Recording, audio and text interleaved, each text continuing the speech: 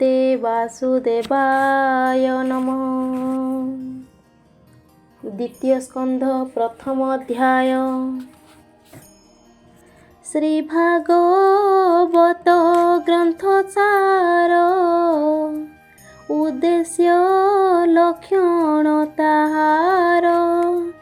द्वितीय स्कंधे वर्णित 10 अध्याये समापत। ता मध्ये प्रथम अध्याये कीर्तन श्रवणादि द्वारे स्थूल विराट रूपे मन धारणा होइछि वर्णन।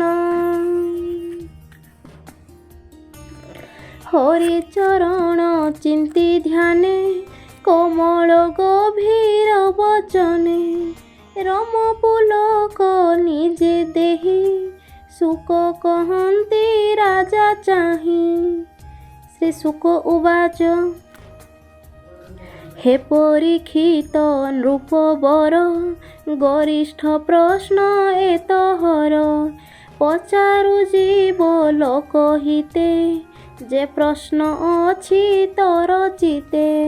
ए आत्मज्ञानींकर सार एथे संसार उपकार श्रोतव्य प्रश्न अछि जेते आगम निगम उकते सहस्र सहस्र प्रकारे प्रश्न जे अछि ए संसारे।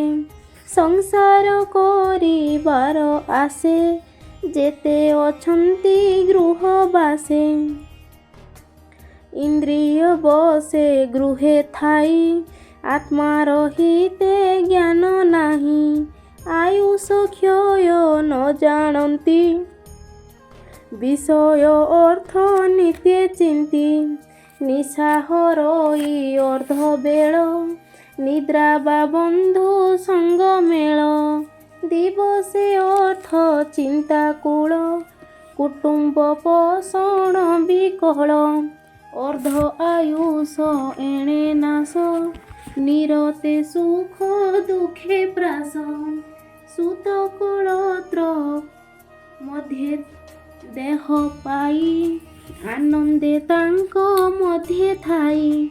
विष्णुर माया सत्य चिंती निकटे मृत्यु न देखंती। मरण देखु थाई डोळे अज्ञाने भ्रमे सुख भोळे। एणु संसार प्राणींकर आत्मार गति अगोचर। एणु संसार भाव तेजी आत्मार गति चिते हेजी।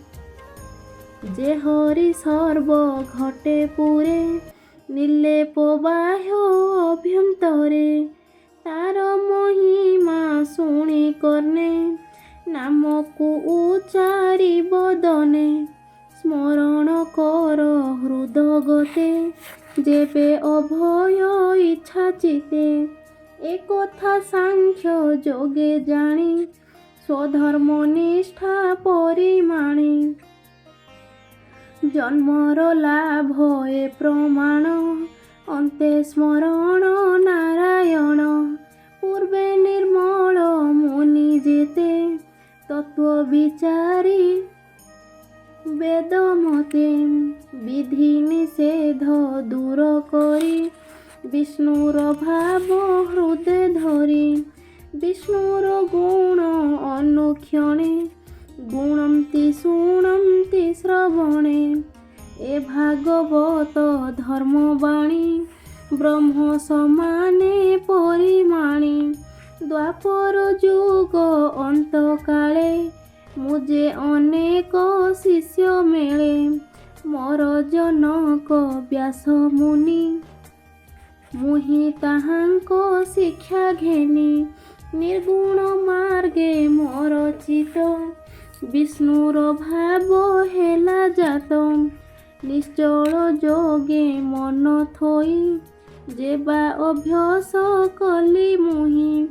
कही କହିବି ତୋର ଆଗେ ତାହା, ଶୁଣ ରାଜନ ପୁଣ୍ୟ ଦେହା।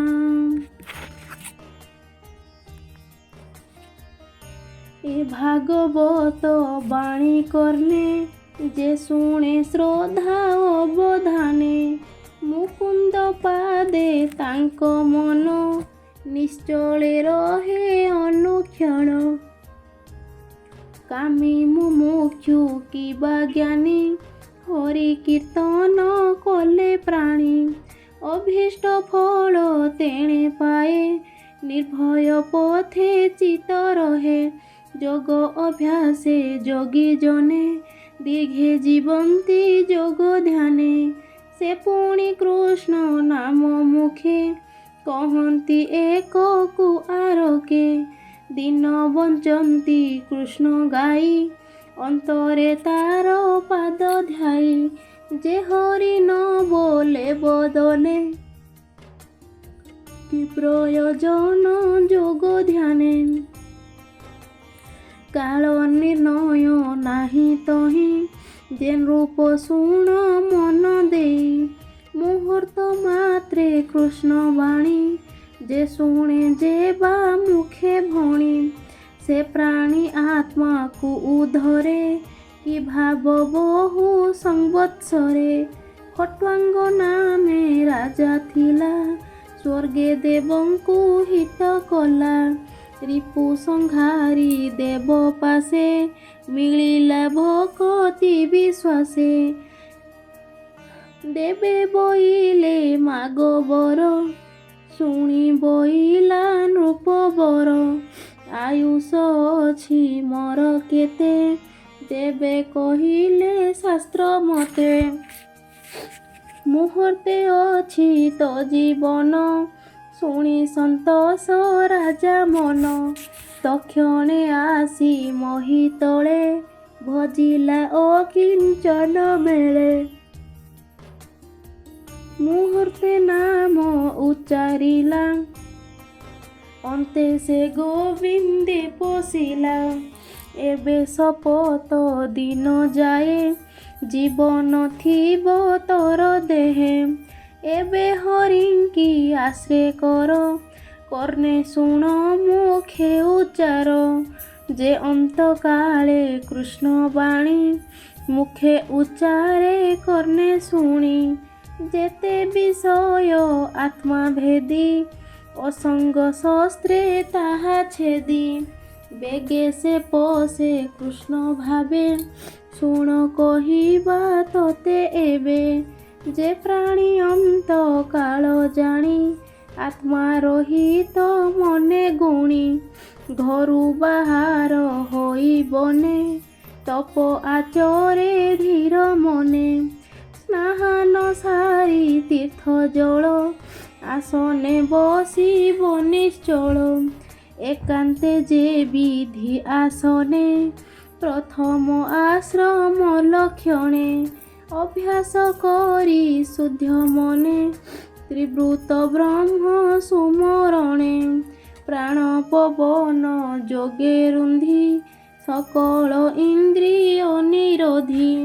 ବୃଦ୍ଧି ସାରଥି ଆଶ୍ରେ କରି, ବିଷୟ ସମୂହ ସଂଘରି। କର୍ମେ ଚଞ୍ଚଳ ମନ ବଳେ, ନିରପି କୃଷ୍ଣ ପାଦ ତଳେ। ତାର ଶରୀର ଅବୟବେ, ଚିନ୍ତିବ ଏକେ ଏକେ ଭାବେ। ମନକୁ ନିର୍ବିଷୟ କରି, ସକଳ ଚିନ୍ତା ପରିହରି। ମନ ପ୍ରସନ୍ନ ଯେତେବେଳେ, ଜ୍ଞାନ ପ୍ରସରେ ସୁନିଶ୍ଚଳେ। ସ୍ୱଭାବେ ମନ ଦୁଷ୍ଟପଣେ, ଆବୃତ ରଜ ତମ ଗୁଣେ।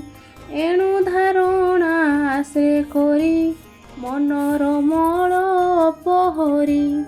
ଏମନ୍ତ ଯୋଗର ଧାରଣ, ଯୋଗୀଙ୍କ ଭକତି ଲକ୍ଷଣ। ଯେ ଭକ୍ତି ଧାରଣାର ବଳେ, ଯୋଗ ପ୍ରାପତ ଅଳ୍ପ କାଳେ। ଏମନ୍ତ ସୁକ ମୁଖୁ ଶୁଣି, ପରୀକ୍ଷ ବୋଲେ ମନେ ଗୁଣି।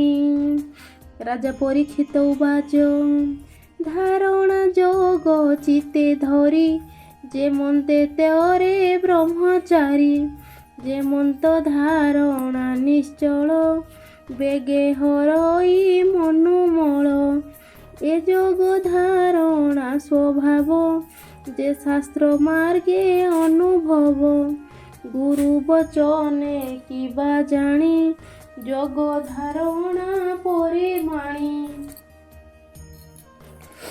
ଯେଣେ ଅଭ୍ୟାସ ପ୍ରାଣୀ କରେ ଯେମନ୍ତେ ମନୁମଳ ହରେ ତା ବିଧି ବିଧାନ ଯୁକତେ ସଂକ୍ଷେପୀ କହ ମୋ ଅଗ୍ରତେ ଏମନ୍ତ ରାଜାଙ୍କ ବଚନେ ସେ ସୁକ କହନ୍ତି ପ୍ରସନେ। ଶ୍ରୀ ସୁକ ଉବାଚ ଜିତ ଆସନ ଜିତ ପ୍ରାଣ ଜିତ ବିଷୟ ଇନ୍ଦ୍ରିଗଣ ସ୍ଥୂଳ ଶରୀରେ ବୁଦ୍ଧି ବଳେ ମନଙ୍କୁ ସ୍ଥାପିବ ନିଶ୍ଚଳେ ବିଶେଷ ଗୋବିନ୍ଦ ଶରୀର ଅତ୍ୟନ୍ତ ସ୍ଥୂଳତର ଯହିଁ ସଂସାର ପରମାଣ ଭୂତ ଭବିଷ୍ୟ ବର୍ତ୍ତମାନ ବ୍ରହ୍ମାଣ୍ଡ ବସେ ଯାର ଦେହି ସପ୍ତାବରଣେ ଯୁକ୍ତ ହୋଇ ବିରାଜ ପୁରୁଷ ଏ ମଧ୍ୟେ ବସେ ଧାରଣା ଅନୁବାଦେ ବ୍ରହ୍ମାଣ୍ଡ ଚତୁର୍ଦଶ ପୁର ପ୍ରମାଣ ଯାହାର ଶରୀର ଶୁଣ କହିବା ଅଧ ଊର୍ଦ୍ଧ୍ୱେ ବିରାଟ ରୂପ ତାଙ୍କ ମଧ୍ୟେ ପାତାଳ ବୋଲି ପାଦମୂଳ ପାର୍ସିଂ ପାଦାଗ୍ର ରସାତଳ ଚରଣ ଗୁଳ୍ଫ ମହାତଳ ଜଙ୍ଘ ଯୁଗଳ ତଳାତଳ ସୁତଳ ବୋଲି ଜାନୁ ଯୁଗେ ବିତଳା ତଳ ଉରୁ ଭାଗେ ଜଘନ ଦେଶ ମହିତଳ ନାଭି ବିବର ନଭତ୍ସଳ ସ୍ୱର୍ଲୋକ ହୃଦୟରେ ବସେ ଜ୍ୟୋତି ସମୂହ ପରକାଶେ କଣ୍ଠ ଆଶ୍ରିତ ମହର୍ଲୋକ ବଦନେ ବସେ ଜନଲୋକ ଲଲାଟେ ତପୋଲୋକ ବସେ ସତ୍ୟ କଳ୍ପିତ ଶିର ଦେଶେ ବାସବ ଆଦି ଦିଗପାଳ ଯାହାର ଭୁଜ ସୁବିଶାଳ କର୍ଣ୍ଣ ଯାହାର ଅଷ୍ଟ ଦିଶା ଅଶ୍ୱନି କୁମାରେ ଜାନାସା ଜ୍ୱଳନ୍ତା ଅଗ୍ନି ଯାବଦନ ନୟନ ଗୋଲକ ଗଗନ ତପନ ଯାର ଚକ୍ଷୁ ବେନି ଉଦୟ ଅସ୍ତ ପକ୍ଷ ବେନି ଯାହାର ଭୁଜଙ୍ଗ ବ୍ରହ୍ମପଦ ସଲିଳ ତାଳୁ ରସ ଜିହ୍ବ ସକଳ ବେଦ ବ୍ରହ୍ମରନ୍ଧ୍ର ବିକଟ ଦନ୍ତ ଯମ ପଦ ଯାହାର ତୁଣ୍ଡେ ସ୍ନେହ କଳା ଅଧ ଅର୍ଦ୍ଧରେ ଦନ୍ତମାଳା ଜନ ଉନ୍ମାଦ ଯାର ହାସ ଯେ ବିଷ୍ଣୁ ମାୟାର ପ୍ରକାଶ ସଂସାର ଯାହାର କଟାକ୍ଷ ଏ ଜୀବ ଲୋଭେ ଯା ପ୍ରତ୍ୟକ୍ଷ ଉପର ଅଷ୍ଟେ ଲଜ୍ଜା ବସେ ଲୋଭ ବସଇ ଅଧ ଦେଶେ ଧର୍ମ ବସଇ ସ୍ତନ ଯୁଗେ ଅଧର୍ମ ବସେ ପୃଷ୍ଠ ଭାଗେ মেড়ে বসই প্রজাপতি মিত্রা বরুণ কষে স্থিতি উদধি যাহার উদর অস্থি সমূহ মহিধর শিরা সমূহ নদীগণ বৃক্ষ অসধি তনুরুম অনন্ত বীর্য যহি বসে শ্বাস পবন অণঞ্চাসে যাহার গতি জাণ কাଳ জীব সংসার যার খেଳ জিমুত গণ যার কেଶ ସନ୍ଧ୍ୟା ଯାହାର ନିଜ ବାସ ପ୍ରକୃତି ହୃଦୟ ଯାହାର ମନ ନିଶାକର ବିଜ୍ଞାନ ଶକ୍ତି ଯା ମହିମା ଅନ୍ତଃକରଣ ରୁଦ୍ର ସୀମା କରଭ ଅଶ୍ୱତର ନଖ ସମୂହ କରିବର ଯେ ପଶୁ ମୃଗାଦି ବିଶେଷେ ସର୍ବକଳ୍ପିତ ଶ୍ରଣୀ ଦେଶେ ପକ୍ଷୀଏ ଯାର ବ୍ୟାକରଣ ବୁଦ୍ଧି ବିଷୟ ମନୋଗଣ ଯାର ନିବାସ ନର ଦେହ ଯହିଁ କଳ୍ପିତ ମାୟା ମୋହ ଗନ୍ଧର୍ବ ବିଦ୍ୟାଧର ଆଦି ଚାରଣ ଗଣିକା ପ୍ରସିଦ୍ଧି କିନ୍ନର ଗଣ ଯାର ସ୍ୱର ବୀର୍ଯ୍ୟରେ କଳ୍ପିତ ଅସୁର ବ୍ରାହ୍ମଣ ଯାର ମୁଖୁଜାତ କ୍ଷତ୍ରିୟ ଭୁଜରୁ ସମ୍ଭୂତ ଉରୁରୁ ବୈଶ୍ୟ ଉତ୍ତପତି ପାଦରୁ ଜାତ ଶୂଦ୍ର ଜାତି ନାନା ପ୍ରକାର ନାମ ବହି ଅଭୀଷ୍ଟ ଦେବେ ଯାର ଦେହି ନିଗମ କର୍ମ କାଣ୍ଡ ଯେତେ ଯାହାର କର୍ମ ଏ ଯୁଗତେ ଏମନ୍ତେ ଈଶ୍ୱରର ଦେହେ ବସନ୍ତି ଅବୟବ ପ୍ରାୟେ ଏମନ୍ତେ ଏ ଶୋକ ଶରୀରେ ଧାରଣା ଯୋଗେ ନିର୍ବିକାରେ ମନ ଧର ତୁ ଯୋଗ ବଳେ ବିଷ୍ଣୁର ଚରଣ କମଳେ ସର୍ବସ୍ୱରୂପ ଭଗବାନ ତାତହୁଁ କେବା ଅଛି ଆନ ସେ ସର୍ବବୁଦ୍ଧି ଅନୁଭବ ଜୀବ ପରମ ପଦ୍ମନାଭ ସତ୍ୟ ପରମାନନ୍ଦ ନିଧି ତାର ଭଜନ ସର୍ବସିଦ୍ଧି ଜନ୍ମ ମରଣ ଯାର ତହୁଁ କେବା ଗୋଚରେ ତାହା କହୁ ସ୍ୱପ୍ନରେ ଜୀବର ଯେମନ୍ତ ଦେଖଇ ଇନ୍ଦ୍ରିୟ ବୃତ୍ତାନ୍ତ ସେ ସର୍ବ ମିଥ୍ୟା ଜୀବ ସତ୍ୟ ଏ ଜ୍ଞାନେ ହୁଇ ମୁକତ ଏମନ୍ତ କହି ଶୁକ ମୁନି ହରସେ ହରି ଭାବ ଘେନି ଆନନ୍ଦେ ପରୀକ୍ଷିତ ମେଳେ ଯାହା କହିଲେ ଗଙ୍ଗା କୂଳେ ଦ୍ୱିତୀୟ ସ୍କନ୍ଧେ ଭାଗବତ କହିଲା ବିପ୍ର ଜଗନ୍ନାଥ ଅମୃତ ବାଣୀ ରସମୟେ ପ୍ରିୟ ଜୀବନ ଅନ୍ତ ଯାଏ। ଇତି ଶ୍ରୀମଦ୍ଭାଗବତେ ମହାପୁରାଣେ ପାରମହଂସ୍ୟାଂ ସଂହିତାୟାଂ ଦ୍ୱିତୀୟ ସ୍କନ୍ଧେ ମହାପୁରୁଷ ସଂସ୍ଥାନ ଅନୁବର୍ଣ୍ଣନଂ ନାମ ପ୍ରଥମ ଅଧ୍ୟାୟ।